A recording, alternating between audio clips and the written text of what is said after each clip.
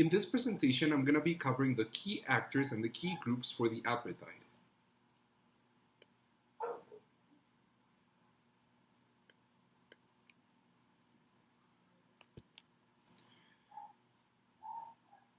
The African National Congress, ANC, was a dominant force in the African nationalist opposition to the apartheid system in the period between 1948 and 1964.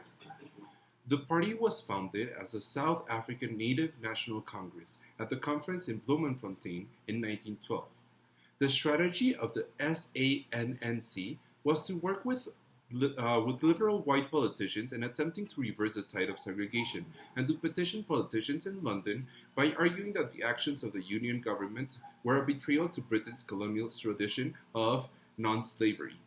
The strategy did not work out. Due to its composition, the ANC was changed in 1922.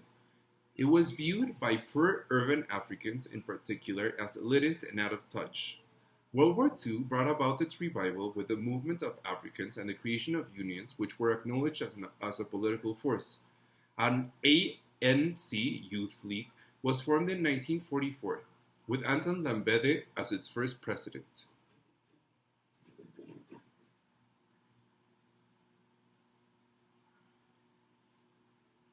Leading members included Walter Sisulu, Oliver Tambo, and Nelson Mandela.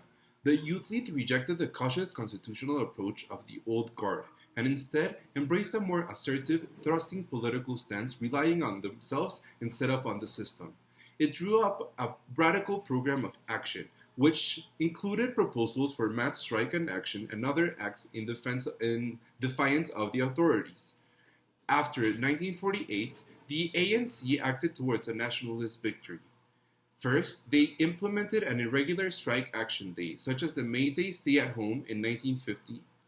Later, enacting the Defiance Campaign, under Loosli's leadership, the ANC adopted a program of economic advancement in 1953 in an attempt to highlight its commitment to fighting against the extreme economic marginalization of poor Africans under apartheid.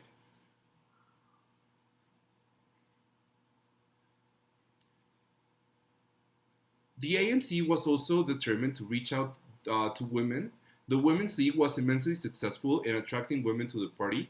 Most importantly, however, was the creation of the Congress of the People, which we saw before, and the Freedom Charter.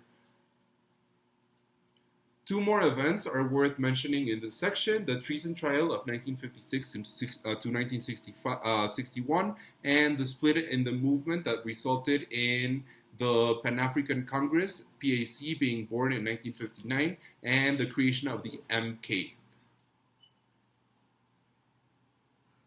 Moving on, we're going to be talking about the Communist Party of South Africa, also known as the CPSA or SACP. It was founded in Cape Town in 1921. Two major events were crucial in shaping the early history of the party. The first was the Bolshevik Revolution in Russia in 1917, key for any communist party, and the second was the dramatic growth of the South African labor movement against the white mining magnates and the white workers in the years after the First World War. As a revolutionary communist organization, the CPSA was obviously far more radical and less racist than the Labour Party, a party that was now willing to join a coalition with the African nationalists in order to secure the interests of its white workers at the expense of the black majority. With its rival racist White Workers' Party of Hertzog now in government, the CPSA performed a dramatic about turn. Under orders from the Comintern, the global organization of communist parties dominated by Moscow, the party shifted its focus from white labor to the African proletariat. By the end of 1925, the majority of the party members were black. In 1928, it called for black majority rule in the country. While the principal focus was the African proletariat, the party was scrupulously non-racial in its approach, always seeking to build a broad coalition of workers. It formed the South African Trades and Labor Council, a federation that affiliated many unions, some of which were Afrikaner. This became a threat to the NP. The new government took action against the CPSU as soon as Malana assumed office in 1948. This clearly signaled its intent. The NP immediately closed down the Soviet consular offices in Johannesburg and Cape Town. The CPSA was an obvious target of the Government Suppression of Communist Act, which was passed in 1950. The CPSA was thereafter declared illegal and it was driven underground. The party was reconstituted still illegally as the South African Communist Party in 1953. Its leader, Yusuf Dadoo, was elected chairman. He was also one of the volunteers who would protest Mr. Um, Mr. Mandela. And the Moses Cotain became the party secretary.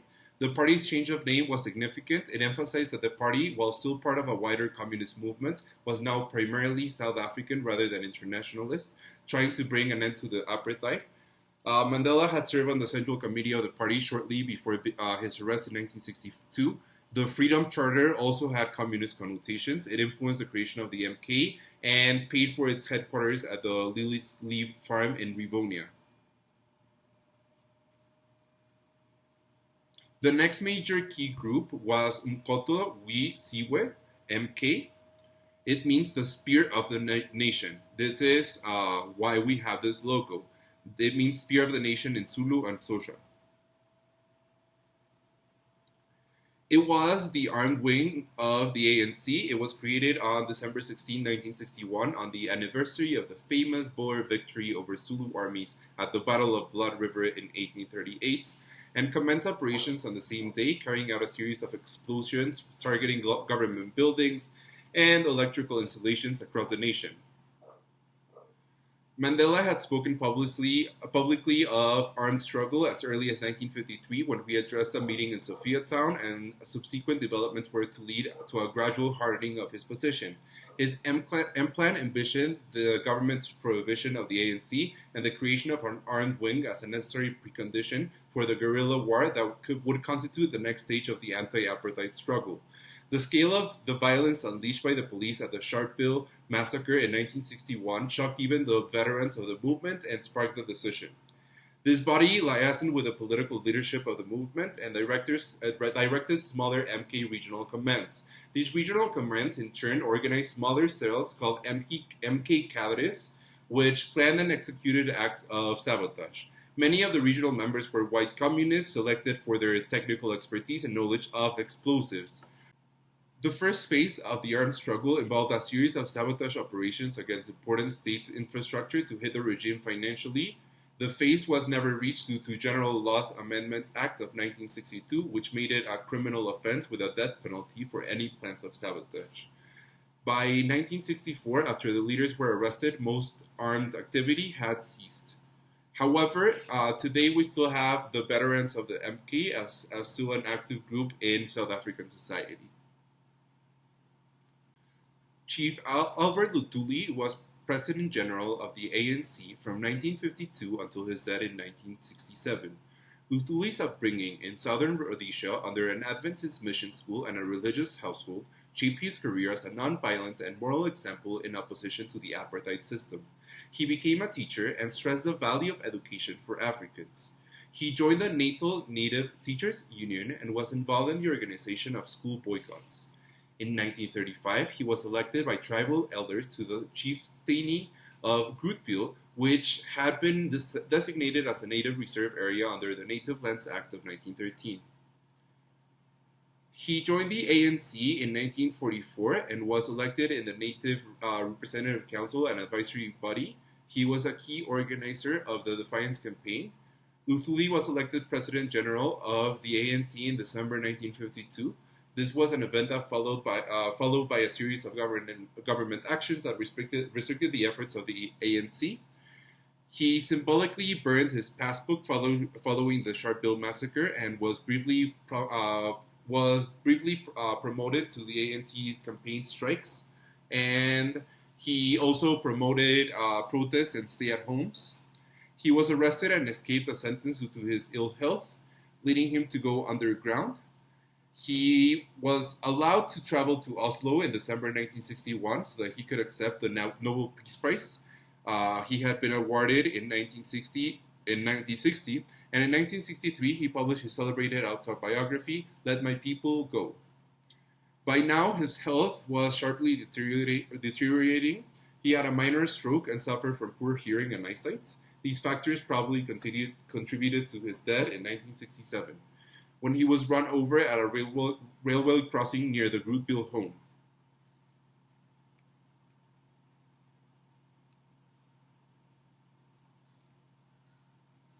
Nelson Mandela was the dominant figure of the liberation movement. He was born in 1918 as a scion of minor African royalty. He studied at the Africans-only University of Fort Hare, but was expelled for taking part in a student protest. He later became involved with a firm of attorneys to obtain his legal articles, providing defense for black people against segregation laws. Mandela joined the ANC in 1944, the same year as Loosli. He formed the ANC Youth League along with Walter Sisulu and his early political mentor, the Africanist Anton Lim. He found the constitutional approach with its strategy of politely petitioning the authorities to be dangerously passive and increasingly obsolete in a more repressive post-war political environment. Mandela was elected the National Executive Committee of the ANC in late 1949 and appointed president of the Youth League in 1950. He helped turn the program of action into a political reality through his role in the defiance campaigns in 1952. His role in civil disobedience was key for the country as a whole. Mandela was convinced of the value of having a united racial front against apartheid, supported the relaunch of the SACP in 1953. He was also key in the composition of the Freedom Charter. In 1953, Mandela drafted the M Plan, a series of contingency measures including the development of the MK that the movement would have to adopt in the event that it was banned and driven underground by the government. Following the collapse of the treason trial in March 1961, Mandela spoke to a huge crowd of delegates at the All in Africa conference, a gathering that had been organized by the ANC in Pietermaritzburg. In an audacious speech, Mandela urged the government to admit the error of its ways and establish a democratic convention representing all South Africans, or else face a general strike which would paralyze the country.